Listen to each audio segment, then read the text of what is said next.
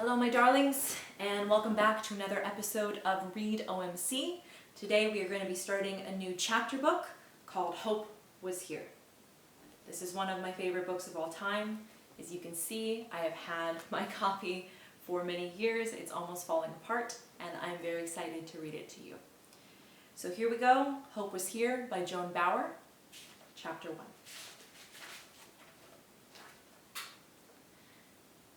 Somehow I knew my time had come when Bambi Barnes tore her order book into little pieces, hurled it in the air like confetti, and got fired from the Rainbow Diner in Pensacola right in the middle of lunchtime rush. She'd been sobbing by the decaf urn, having accidentally spilled a bowl of navy bean soup in the lap of a man who was, as we say in the restaurant game, one taco short of a combo platter. Gibb, the day manager, was screaming at her to stop crying, which made her cry all the more, which led to the firing and her stomping out the door wailing how life wasn't fair, right in front of the hungry customers. That's when Gibb turned to me. "You want her job." I was a busgirl at the time, which meant I cleaned off dirty tables and brought people water and silverware. I'd been salivating for years to be a waitress. I stood up tall. "Yes, I sure do. You gonna cry on me, fall apart if something goes wrong?"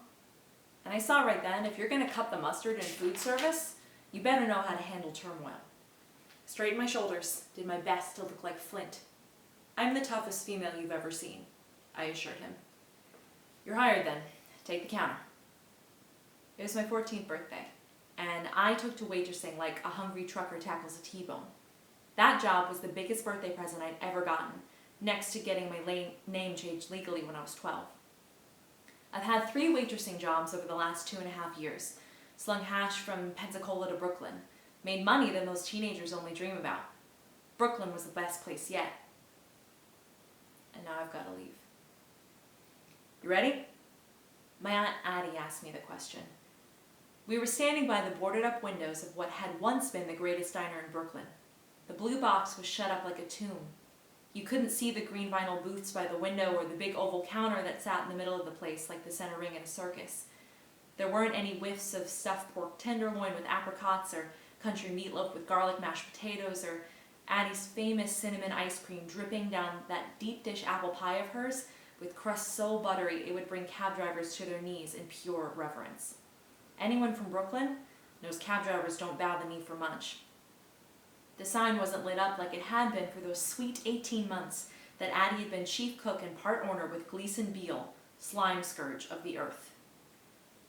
I stood there remembering how Gleason had stolen the money from the cash register one night, how we'd cleared out the business bank account and headed off for parts unknown with Charlene the night waitress and our money.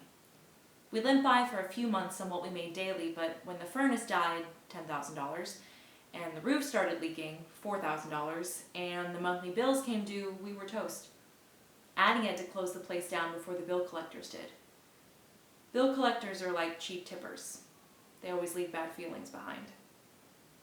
I touched the boarded up window. I'd invented a sandwich here when I was 15, the Keep Hoping. It had layers of smoked turkey, sun-dried tomatoes, fresh mozzarella, and chopped salad greens with red wine vinaigrette on a sourdough roll. People ordered it like mad, too, because hope is something that everyone needs. It was a sandwich for our time. I took out my blue pen and wrote "Hope Was Here" in tiny letters on one of the boards. Hope is my name. Whenever I leave a place, I write this real small, someplace significant, just to make the statement that I'd been there and made an impact. I've never defaced anything, never carved it into a tree or painted it on a sidewalk or a street sign. I wrote "Hope Was Here" in half-inch tall letters above the rotating dessert case at the Ballyhoo Grill back in South Carolina before we moved to New York. It's one of the ways I say goodbye to a place. I've had tons of practice doing that. "I'm ready," I said. Addie squared her shoulders. "Let's do it." We walked across the street to the old Buick that was packed to the hilt with everything we owned and had a U-Haul trailer chained to the back. It was May 26th. We were heading to Mulhoney, Wisconsin to start work in a diner there that needed a professional manager and cook, Addie, was short on waitresses, me, and was giving us an apartment. The man we were going to work for had been diagnosed with leukemia and needed help fast. I don't mean to sound ungenerous, but working for a close-to-dying man didn't sound like a great career move to me. I had to leave school right before the end of my undistinguished sophomore year, too. I hate leaving places I love. We were about to get into the car just as Morty, the cab driver, double parked his yellow taxi. Good old Morty. The first time I waited on him, he unloosened his belt a notch before he even looked at the menu. I knew I had a true believer. I raised my hand to a great tipper. "You always took care of me, kid!" He shouted this from across the street as a UPS truck started honking at him to move his cab. "I tried, Morty. Wherever you go, you'll do okay. You got heart." The UPS driver screamed something heartless at Morty, who screamed back, "Watch your mouth, big man in a brown truck!" I didn't know what kind of customers I'd get in Wisconsin. Miriam Lackey, one of my two best friends, had given me a New York Forever t-shirt as a goodbye present and said solemnly, "There's a lot of cheese where you're going, Hope. I'm not sure how this affects people long term. Wear this shirt and remember who you are." Miriam straightened her faux leopard vest, flipped back the 5 earrings dangling from her right lobe, and hugged me hard. We got in the car. Addie started it up. "On to greener pastures," she said, and drove the Buick forward. It groaned with the weight of the U-Haul as we headed down Atlantic Avenue, the best place I've ever known in my whole life.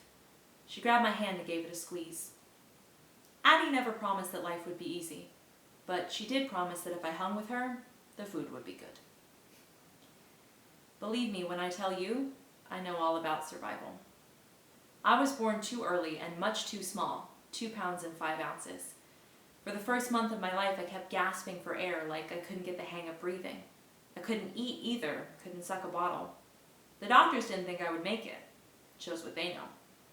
My mother didn't want the responsibility of a baby, so she left me with Addie, her older sister, and went off to live her own life.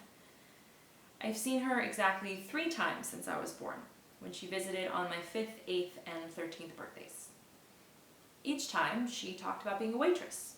What made a good one, great hands and personality. What were the pitfalls, praised cooks and being on your feet all day.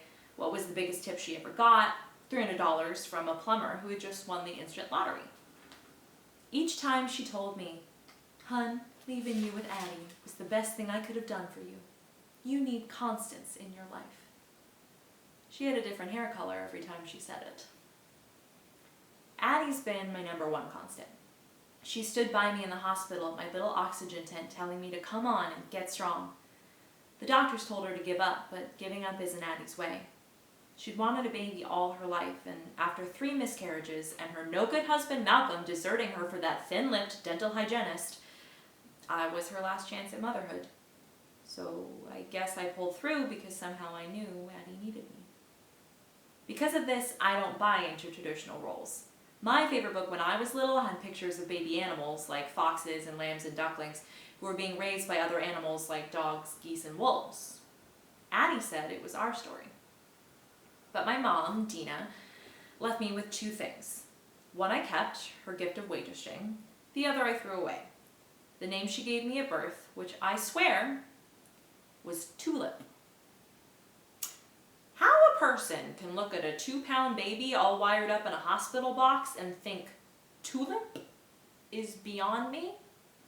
On my 8th birthday, I asked Mom why she named me that. I remember her laughing and saying she'd seen a movie set in Holland and the actress was running through a bed of tulips as happy as could be. "I wanted to think of you that way," she cooed in her breathy voice. "Happy and free, running through tulips."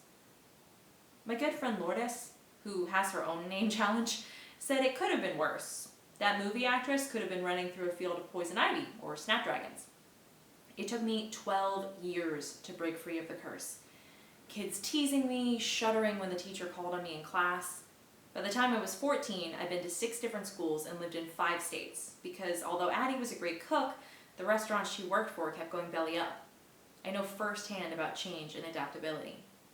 But Tulip is not a name you adapt to, so on my 12th birthday, Addie let me change it legally.